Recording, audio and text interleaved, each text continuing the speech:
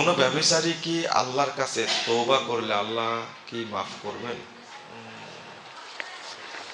ব্যভিচারটা কত বড় অন্যায় আপনি কি বুঝেন? কত বড় অন্যায়। ম্যাক্সিমাম যারা জেনার সাথে জড়িত, এখন যারা আমাদেরকে ফোন টন দেয়, এরা বিবাহিত নারী পুরুষ বেশি। নাউযুবিল্লাহ, আস্তাগফিরুল্লাহ।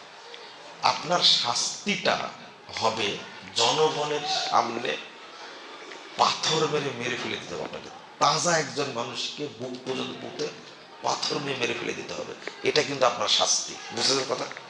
এটা কি শাস্তি?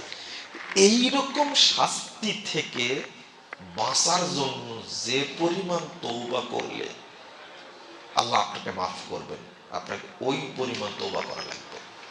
বুঝেন মনে কথাটা? আগে বুঝবেন আমার শাস্তিটা কি। এই শাস্তি ওপেন হয়ে গেলে শাস্তি হবে আমার এটা, তাহলে আমাকে কি পরিমাণ তওবা করতে হবে। বুঝছেন কথা? আপনার জীবনের যত সম্পদ আছে আপনাকে সব দিয়ে দিতে হবে। আল্লাহকে বলতে হবে তওবা হওয়ার জন্য।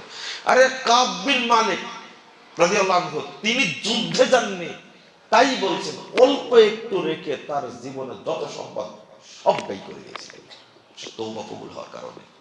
আমি ওই জন্য ওই দলিলটা নিয়ে বলছি, আপনি যা সম্পদ ইনকাম করেছেন সব যদি বিলিয়ে দেন, তাহলে আপনি আশা করতে পারেন মনে আল্লাহ কবুল করতে পারে। কারণ কেন? এই মৃত্যু থেকে বাঁচার জন্য, ফাঁসি থেকে বাঁচার জন্য আপনি চান আপনার যা সম্পদ আছে সব দিয়ে দিই, কিন্তু আমার ফাঁসি না হোক, চান না?